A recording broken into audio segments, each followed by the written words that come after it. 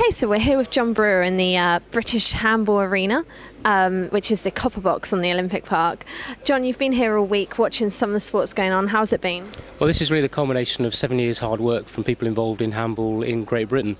When they announced that the Olympic Games were coming to Great Britain in 2005, there was really no tradition of British teams taking part in the Olympic Games. But because we're host nation, we were able to prove to the British Olympic Association that both our men's and women's teams were credible, they were worthy of selection for the Olympics. So here we are, and making history really for the first time ever, sending a British men's and British women's team to the Olympic Games. Our aspirations are modest. We don't think we'll be winning a medal.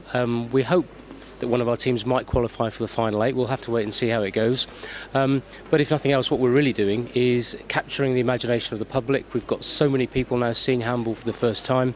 Our website crashed the other day because we have so much interest in people coming to us and saying, where can we find a club? How can we take part in this great sport?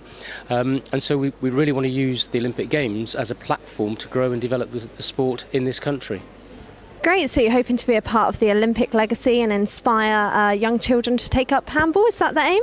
Very much so, young children, older people and indeed university students. As you've mentioned, I'm at the University of Bedfordshire. One of my objectives is to see handball embedded in university sport. Unfortunately at the moment it's not a BUCS sport, British University and Colleges sport.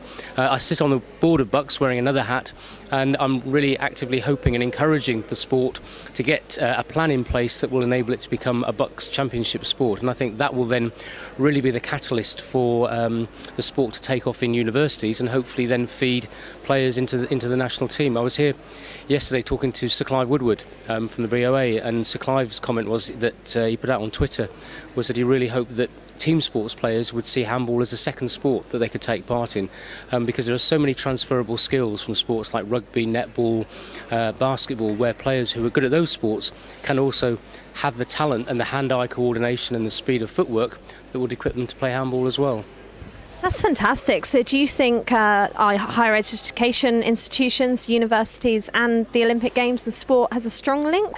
Oh, very much so. I mean, one of the things that's really pleased me is that University of Bedfordshire was invited to provide specialist volunteers for this handball tournament. So I'm actually not the only one here from the university. We've got people working on the field of play, we've got people working behind the scenes doing the scoring, we've got staff who are helping out in the changing rooms. And I think for me that's fantastic that universities can be invited to provide those specialist volunteers. In the University of Bedfordshire staff, my colleagues are here. Our Director of Sport is actually on the field of play at the moment, really working hard to ensure that the tournament runs successfully. That's great. Thank you very much, John.